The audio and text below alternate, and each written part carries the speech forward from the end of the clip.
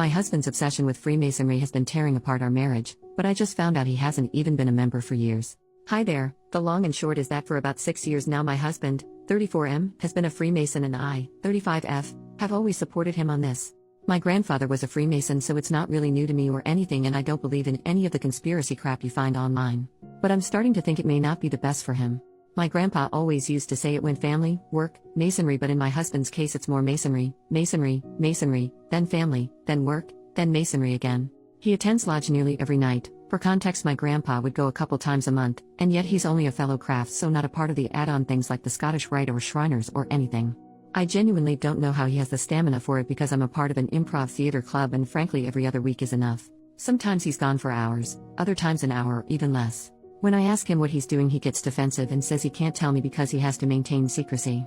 I knew full well there'd be some lessons and ceremonies I wouldn't exactly be getting a front row seat for, but I don't think it's that unfair. I ask what he could be possibly doing that occupies him practically daily. Hell, some days when he comes back early, he goes to his man cave to do more work for them.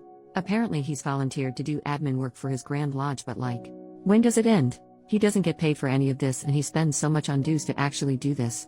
I've even tried to get involved via the Order of Eastern Star, something I've always wanted to be a part of, but he point blank shut it down and said that we can only look into that when he becomes a Master Mason, which is apparently still years away.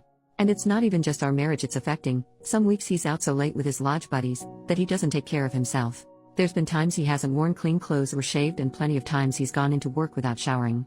Sometimes he doesn't even go into work and just calls in hours late to say he's been called for urgent lodge business. His boss is too good to him and lets it slide because he's genuinely blown away that my husband's in the Masons and thinks these meetings must be dead important. Like, I get a lot of these guys are going to be retired, but Jesus Christ, surely they have to know how it works? It's making a bad impression with people, and I genuinely can't remember the last time we did a thing together as a couple. Plus our bedroom has been dead for at least a year, which I've sort of put up with because I have a low libido, but I guess it's just another symptom. Every time I ask him to do anything he just tells me he's too tired. I guess how do I get it across to him? His Masonic life needs to slow down. It's not even affecting just me, it's affecting our whole lives, but I don't even know where to begin.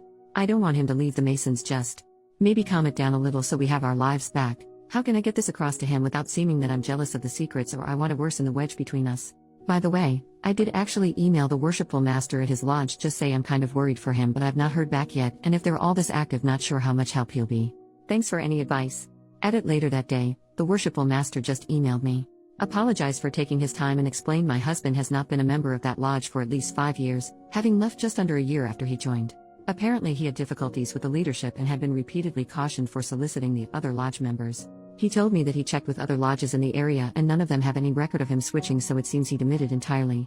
Update, 5 days later. Hi everyone, you might remember the post where I mentioned how Freemasonry, or rather my husband's commitment to it, was destroying our marriage and corroding his life. Well, I apologized to the craft because Masonry had nothing to do with my husband's antics.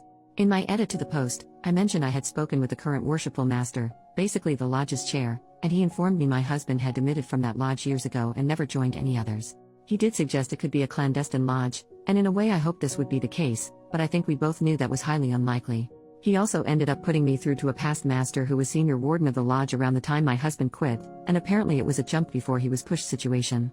I did mention my husband was in trouble for soliciting his brothers, but the worshipful master couldn't tell me anymore.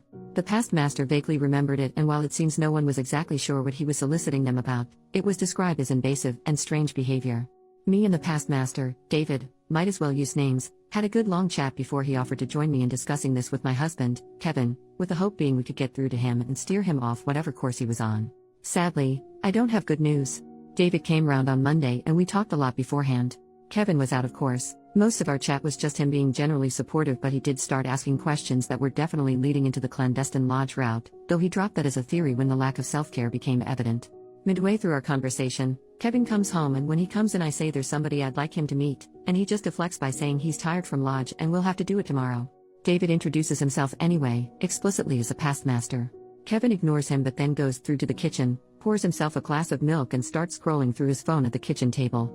We went through and sat down at the table too, so without a word he got up and went into the living room, so we followed him there, where David said we know he's not attending lodge because he was the senior warden when my husband left. Kevin does this weird laugh and says, "So it's a crime to move lodges then?"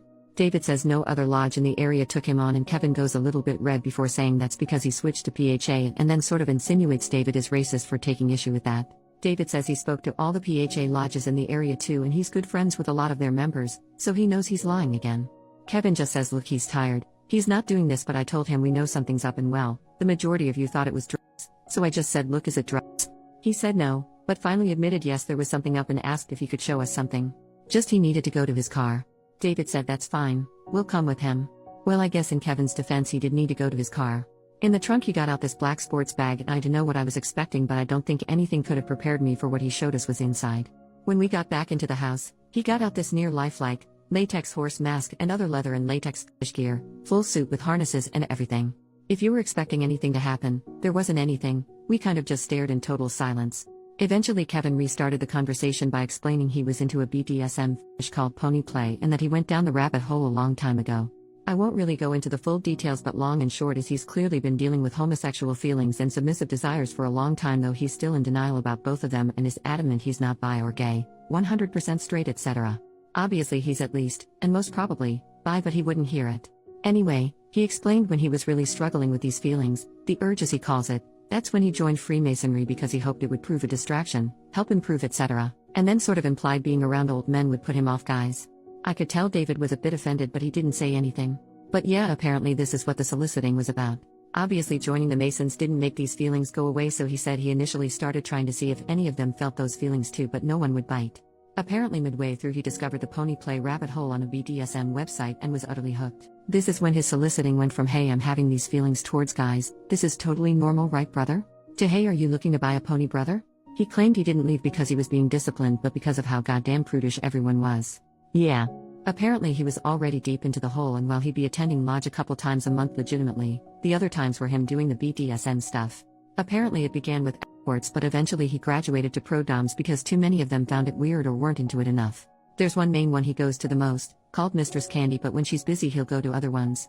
And if that's not an option, he'll go find a cheap hotel to self-care or do it with an online mistress. Oh, there's a lot of them apparently, and that was how he got into findoms, where the whole thing is he gives them money for nothing in return. I don't really know how to describe how I felt as this all came out. The shock, the betrayal, the rage, the upset, the hurt. I suppose I feel quite numb now, but none of it could have prepared me for what he did next. David said, so you've been having an affair then and using the craft as cover? Kevin got very angry and said he's not been having an affair. This sparked an argument, again won't go into the details, where Kevin's excuse was that at no point was he in control during this, because Mistress Candy made use of hypnosis to control him, and sometimes the urge was so powerful it would shift him into Sparkles, his pony persona, involuntarily. He didn't use this as an example, but I guess it's kind of like a Dr. Jekyll and Mr. Hyde situation. Again, no remorse or contrition, and he said we can still fix this with couples therapy because apparently I wasn't satisfying his needs. How did he come to that conclusion? Well, I never independently suggested pony play and give him an avenue to open up about it. This is somehow my fault. I won't go into the arguments that followed, but it ended with me packing a bag and David taking me to my parents' place. I've told Kevin I'll be seeking a divorce. Something which he's also in denial about, because the marriage is dead. Clearly he values his time playing dress up as a horse more than he does me as a person, so I might as well let him focus on that.